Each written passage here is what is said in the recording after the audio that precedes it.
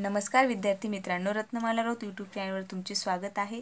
आज आपण इयत्ता 1ली ते 10वी गणितामध्ये इयत्ता 10वी गणित भाग 1 मधील 2 नंबरचा चॅप्टर वर्ग समीकरणे यामधील सराव संच 2.6 मधील काही प्रश्न सोडवणार आहोत आणि काही प्रश्न लगेच पुढच्या व्हिडिओमध्ये सोडवणार आहोत। चला तर मग सुरुवात करूया। सराव संच 2.6 प्रश्न पहिला, प्रगतीच्या 2 वर्षापूर्वीच्या आणि 3 वर्षानंतरच्या वयांचा गुणाकार 84 आहे, तर तिचे आजचे वय काढा। तर बघा, या प्रश्नामध्ये आपल्याला आजचं वय तिचं माहिती नाहीये, तर ते काढायचं आहे। त्यासाठी आपण तिचे आजचे वय x मानूया। म्हणून इथे लिहायचं आहे प्रगतीचे आजचे वय बरोबर x मानू। तर बघा, तिचं जर आजचं वय आपण x मानलं असेल तर 2 वर्षापूर्वीचं वय आणि 3 वर्षानंतरच्या वयाचा गुणाकार दिलेला आहे। तर 2 वर्षापूर्वीचे वय तिचे काय येणार आहे? 2 वर्षापूर्वीचे वय 2 वर्षापूर्वीचे वय बरोबर काय येणार आहे? x - 2 आणि 3 वर्षानंतरचे वय 3 वर्षानंतरचे वय बरोबर येणार आहे x + 3। तर बघा, आपण तिचं आजचं वय x मानलेलं आहे, त्यामुळे 2 वर्षापूर्वीचं वय x - 2 आलेलं आहे आणि 3 वर्षानंतरचं वय x + 3 आलेलं आहे। आता इथे तुम्हाला माहिती काय दिलेली आहे की तिच्या 2 वर्षापूर्वीच्या आणि 3 वर्षानंतरच्या वयाचा गुणाकार 84 आहे। त्यावरून आपण हे समीकरण मांडू शकतो की 2 वर्षापूर्वीचं वय आहे x - 2, 3 वर्षानंतरचं वय आहे x + 3 बरोबर 84। म्हणजे 2 वर्षापूर्वीच्या आणि 3 वर्षापूर्वीचं वय यांचा गुणाकार 84 आहे। आपल्याला हे दिलेलं आहे। तर आता आपल्याला इथं समीकरण मिळत आहे, ते आपण सोडवूया। तर सर्वप्रथम या x ने आपण x + 3 ला गुणूया, नंतर -2 ने x + 3 ला गुणूया, बरोबर आहे 84। तर बघा, इथे x चा वर्ग होईल, इथे 3x होतील, -2x होईल आणि 3 बेत्रिक 6 - 6 होतील, बरोबर किती आहेत? 84 आहे। तर इथे आपण x चा वर्ग आणि इथे 3x - 2x इथं +x करूया आणि त्यानंतर इथे बघा आपण हे -6 आणि जर हे 84 आपण ह्या साईडला आणले तर ते देखील काय होतील? -84 बरोबर काय राहणार आहे? इथे 0 राहणार आहे। म्हणजे इथे आपल्याला समीकरण वर्ग समीकरण मिळणार आहे x चा वर्ग + x - 6 आणि -84 - 90 बरोबर काय येईल? 0 होईल। तर सिंपली हे समीकरण आपण सोडवायचं आहे, याचे अवयव काढायचे आहे। जर अवयव काढले तर आता यानंतरची स्टेप मी ते समोर करत आहे। बघा, हे समीकरण जर आपण सोडलं तर x चा वर्ग + x - 90 बरोबर 0 आलेला आहे। तर 9 आहे 90, म्हणजेच x चा वर्ग -9x + 10x 9 आहे 90 - 90 अशा पद्धतीने मी हे दोन अवयव काढलेले आहेत। 9 आहे 90, त्यांचा गुणाकार 90 येतो आणि बेरीज किंवा वजाबाकी केल्यास x येतं। तर बघा, इथे x कॉमन घेऊया, x - 9 आपण इयत्ता 7वी 8वी मध्ये वर्ग समीकरण सोडवले आहे, त्या पद्धतीने इथे सोडवायचं आहे। इथे +10 कॉमन येईल आणि कंसात काय राहणार आहे? x - 10 × 9 90 म्हणजेच 9 0। तर हा बॉक्स x - 9 हा कॉमन लिहायचा आहे आणि इथे काय राहणार आहे? x + 10 बरोबर 0। तर इथे x - 9 बरोबर 0 किंवा x + 10 बरोबर 0 येणार आहे। तर x बरोबर इथे काय होईल? हा -9 समोर गेला +9 होईल किंवा x बरोबर हा -10 होईल समोर गेल्यानंतर। परंतु वय हे कधीही मायनसमध्ये नसते आणि म्हणून x बरोबर काय घ्यायचे आहे? 9 घ्यायचे आहे आणि म्हणून इथे लिहायचं आहे प्रगतीचे आजचे वय आपण किती मानलेले आहे? x मानलेले आहे। इथे x ची किंमत आपल्याला मिळालेली आहे। प्रगतीचे आजचे वय काय येणार आहे? तर प्रगतीचे आजचे वय बरोबर 9 वर्ष आहे। अशा पद्धतीने आपल्याला हे उत्तर मिळणार आहे। प्रश्न क्रमांक 2 आहे, 2 क्रमागत समनैसर्गिक संख्यांच्या वर्गांची बेरीज 244 आहे, तर त्या संख्या शोधा। तर सर्वप्रथम आपल्याला आता 2 क्रमागत नैसर्गिक संख्या माहिती नाही, त्या मानायच्या आहेत। तर समजा त्या दोन क्रमागत नाही म्हणजे नैसर्गिक संख्या बरोबर x आणि आता समसंख्या आहेत म्हणजे दुसरी संख्या काय येणार आहे x+2 कारण इथे सांगितलेलं आहे समनैसर्गिक संख्या. तर त्या संख्या कुठल्या आहेत x आणि x+2 ह्या दोन क्रमगत नैसर्गिक समसंख्या आहेत हे आपल्याला मानलेलं आहे. तर आपल्याला इथं माहिती काय दिलेली आहे की त्या संख्यांच्या वर्गांची बेरीज म्हणजे x वर्ग अधिक दुसरी संख्या x+2 हिचा वर्ग बरोबर 244 आहे. बरोबर दिलेली माहिती जी आहे तीच आपण फक्त काय केलेली आहे इथं मांडून घेतलेली आहे. तर 244 दोन्ही संख्यांच्या वर्गांची बेरीज आहे. तर यावरून बघा इथे x वर्ग आपल्याला जे समीकरण मिळत आहे ते समीकरण आपण काय करूया सोडून घेऊया. तर इथे आहे x वर्ग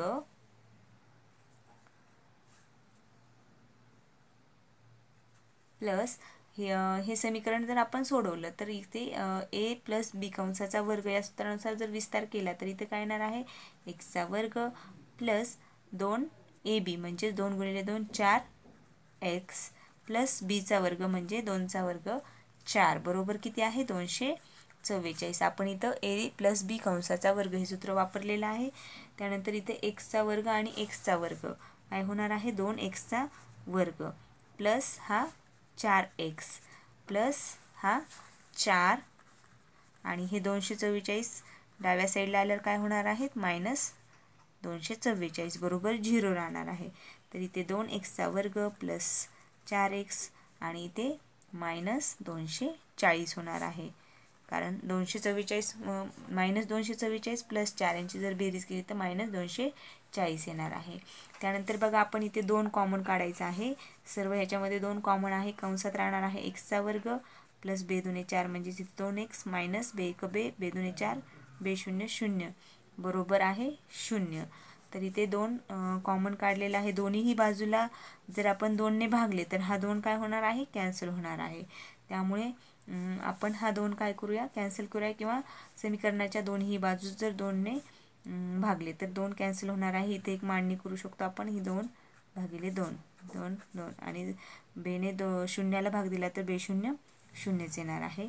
तर म्हणून इथं मांडणी करायची आहे x वर्ग प्लस 2x मायनस 120 बरोबर 0. आता आपल्याला हे वर्ग समीकरण मिळालेलं आहे. हे काय करायचं आहे सोडवायचं आहे. तर इथे 120 गुणाकार आला पाहिजे आणि बेरीज किंवा वजाबाकी 2 आली पाहिजे. अशा संख्या शोधल्या तर 12 10 120. तर x वर्ग plus 12x minus 10x minus 120. तर बघा इथे 12 आणि -10चा जर गुणाकार केला तर तो -120 येतो आणि जर बेरीज केली तर ती येते 2x. म्हणून इथे आपण ते अवयव घेतलेले आहेत. इथे x कॉमन काढूया पहिल्या 2 पदामध्ये. तर इथे x प्लस काय राहील 12 राहील. इथे -10 कॉमन घेऊया कंसामध्ये राहील x मायनस मायनस प्लस होऊन जाईल 12 राहील बरोबर 0. जो ब्रॅकेट कॉमन आहे सेम आहे तो आपण कॉमन घेऊया x प्लस 12 इथे x मायनस 10 बरोबर 0 राहील आणि म्हणून आता इथे x प्लस 12 बरोबर 0 किंवा x मायनस 10 बरोबर 0 आपण घेऊ शकतो आणि म्हणून x बरोबर इथं काय होईल -12 येईल किंवा x बरोबर इथे काय येणार आहे 10 येणार आहे. तर कुठलीही इथे 2 क्रमागत नैसर्गिक संख्या सांगितलेली आहे त्यामुळे ती मायनस येणार नाही. म्हणून आपण ती संख्या काय घ्यायची आहे x घ्यायची आहे. म्हणून इथे बघा आपण पहिली संख्या मांडली होती x. तर x बरोबर काय मिळालेलं आहे आपल्याला 10 आणि म्हणून x प्लस 2 दुसरी क्रमागत नैसर्गिक संख्या काय येणार आहे 10 प्लस 2 बरोबर 12 म्हणजे पहिली नैसर्गिक संख्या आहे 10 दुसरी आहे 12. तर अशा पद्धतीने आपल्याला दोन्ही क्रमागत संख्या मिळालेल्या आहेत आणि म्हणून इथे लिहायचं आहे त्या 2 क्रमागत समनैसर्गिक संख्या नाही म्हणजे नैसर्गिक लिहिलं आहे मी शॉर्टकटमध्ये समनैसर्गिक संख्या 10 व 12 आहेत. 3 नंबरचे उदाहरण आहे श्री मधुसूदन यांच्या संत्रा बागेत आडव्या रांगेतील झाडांची संख्या उभ्या रांगेतील झाडांच्या संख्येपेक्षा 5 ने अधिक आहे. जर संत्रा बागेत एकूण 150 झाडे असतील तर आडव्या तसेच उभ्या रांगेतील झाडांची संख्या किती? तर बघा, उभ्या रांगेतील झाडे जर आपण x मानली तर आडव्या रांगेतील झाडे ही उभ्या रांगेतील झाडांच्या संख्येपेक्षा 5 ने अधिक आहेत, म्हणून आडव्या रांगेतील झाडे x+5 येणार आहेत. ही दिलेल्या माहितीवरून आपण हे सहज लिहू शकतो. आता एकूण झाडांची संख्या दिलेली आहे 150 झाडे आणि त्यानंतर आपल्याला असं सांगितलेलं आहे की उभ्या व आडव्या रांगेतील झाडांची संख्या काढायची आहे. तर बघा, उभ्या आणि आडव्या रांगेतील संख्या ही एकूण दिलेली आहे, म्हणजेच x गुणिले x+5 उभ्या रांगेतील झाडे गुणिले आडव्या रांगेतील झाडे बरोबर एकूण येणार आहेत. त्यावरून आपण हे इथे मांडलेलं आहे. तर हे सिंपली सोडून घ्यायचं आहे. एक्सने जर गुणला आपण तर एक्सचा वर्ग, एक्स गुणिले एक्स एक्सचा वर्ग प्लस इथे 5x बरोबर किती आहे 150 आहे. तर इथे एक्सचा वर्ग प्लस इथे 5x आणि हे 150 डाव्या साईडला आणले तर काय होणार आहेत मायनस होणार आहेत. सिंपली हे वर्ग समीकरण सोडून घेऊया. एक्सचा वर्ग, तर इथे बघा आपल्याला अशी संख्या शोधायची आहे जिचा गुणाकार 150 आला पाहिजे, बेरीज किंवा वजाबाकी 5 आली पाहिजे. तर इथे आपण 15 10 हे 150 घेऊ शकतो. त्यासाठी आपण इथे काय करायचं आहे 15x - 10x - 150 बरोबर 0. तर इथे x कॉमन घेऊया, x+15 राहील. इथे जर -10 कॉमन घेतला तर कंसातही काय येईल x मायनस मायनस प्लस होऊन जाईल, कारण मायनस कॉमन घेतलेला आहे. इथे येईल 15 बरोबर 0. तर बघा, कॉमन कंस आहे x+15 आणि इथे येईल x - 10 बरोबर 0. तर इथे x+15 बरोबर 0 किंवा काय येणार आहे x - 10 बरोबर 0 येणार आहे. तर बघा, x बरोबर इथं काय होईल, इथं प्लस मायनस होईल -15 किंवा x बरोबर हा -10 समोर गेला +10 होईल. म्हणजे आता झाडांची संख्या ही मायनसमध्ये असणार नाही, म्हणून आपण x बरोबर काय घ्यायचं आहे 10 घ्यायचं आहे. तर आपल्याला x माहिती झालेला आहे, म्हणजे उभ्या रांगेतील झाडे किती असणार आहेत x बरोबर किती आलेला आहे 10. ही झाली उभ्या रांगेतील झाडांची संख्या. इथं आपण लिहूया उभ्या रांगेतील झाडे बरोबर 10. आता आडव्या रांगेतील झाडे आपल्याला काढायची आहेत. आडव्या रांगेतील झाडे बरोबर काय आहे x+5, म्हणजेच x किती आहे 10 अधिक हा 5 बरोबर हे 15. तर बघा, उभ्या रांगेतील झाडे आलेली आहेत 10 आणि आडव्या रांगेतील झाडे आलेली आहेत 15. जर आपण यांचा गुणाकार केला तर तो 150 यायला पाहिजे. आपलं उत्तर बरोबर आलं हे लक्षात येईल. तर बघा, 10 गुणिले 15 जर केले तर बरोबर एकूण झाडे मिळणार आहेत आपल्याला 150. म्हणजे आपल्याला आलेलं उत्तर काय आहे बरोबर आहे. तर अशा पद्धतीने 3 नंबरचा प्रश्न अतिशय सोपा आहे. फक्त ही स्टेप करत असताना बरोबर करा, तुमचं पूर्ण उदाहरण बरोबर येऊन जाईल. प्रश्न क्रमांक 4. विवेक हा किशोरपेक्षा 5 वर्षांनी मोठा असून त्यांच्या वयांच्या गुणाकार व्यस्तांची बेरीज 1/6 आहे. तर त्यांची आजची वये काढा. तर बघा, समजा किशोरचं वय आपण x मानलेलं आहे, तर विवेकचे वय हे त्या किशोरपेक्षा 5 वर्षांनी तो मोठा आहे, तर त्याचं वय किती येणार आहे x+5 येणार आहे. आता पुढे काय सांगितलेलं आहे की त्यांच्या वयांच्या गुणाकार व्यस्तांची बेरीज 1/6 आहे. तर बघा, किशोरच्या वयाचा गुणाकार व्यस्त काय येणार आहे ते इथं आपण लिहूया. गुणाकार व्यस्त किशोरच्या वयाचा येणार आहे गुणाकार व्यस्त इथं 1/x बरोबर, आणि विवेकच्या वयाचा गुणाकार व्यस्त येणार आहे 1/x+5 येणार आहे. तर इथे आपल्याला दिलेल्या माहितीनुसार काय सांगितलं बघा, गुणाकार व्यस्तांच्या वयांच्या गुणाकार व्यस्तांची बेरीज म्हणजे 1/x आणि 1/x+5 यांची बेरीज किती आहे 1/6 आहे, हे दिलेलं आहे. तर त्यावरून आपण इथं काय करायचं आहे, तिरपा गुणाकार करायचा आहे. सर्वप्रथम आपण ही बेरीज करून घेऊया. x+5 प्लस हा x गुणिले 1 काय येणार आहे +x येणार आहे. तिरपा गुणाकार केलेला आहे आणि खाली काय येणार आहे x आणि x+5 यांचा गुणाकार जर केला तर x गुणिले x xचा वर्ग, x गुणिले 5 5x, म्हणजे खाली येणार आहे xचा वर्ग प्लस 5x बरोबर आहे 1/6 आहे. आता परत आपण जर तिरपा गुणाकार केला तर या 6 आणि या कंसाला गुणावे लागेल, म्हणून 6 इकडे आला, x आणि x किती होणार आहे 2x, म्हणून इथं 2x लिहूया डायरेक्ट. हा अधिक 5 लिहिला, बरोबर 1 ने एक्सचा वर्ग प्लस 5x गुणायचा आहे. तर इथे गुणाकार केल्यानंतर इथे 6 दुने 12x येईल प्लस 6 पंचे 30 बरोबर एक्सचा वर्ग प्लस 5x, कारण 1 ने गुणला आहे, काहीच फरक पडणार नाही आहे. त्यानंतर बघा आपण सिंपली ही बाजू समोर आणूया आणि ही बाजू समोर नेऊया इकडे. फक्त आपण त्यांची काय केलेली आहे, साईड चेंज केलेली आहे, त्यामुळे त्या पदांमध्ये काही बदल झालेला नाही. आता इथे एक्सचा वर्ग प्लस हा 5x हा प्लस 12x डाव्या साईडला आला मायनस 12x होईल, बरोबर इथे हा 30 देखील जर ह्या साईडला आणला आपण तर तो देखील काय होणार आहे, मायनस 30 होणार आहे, बरोबर इथे काय राहणार आहे, 0 राहणार आहे. त्यानंतर बघा एक्सचा वर्ग प्लस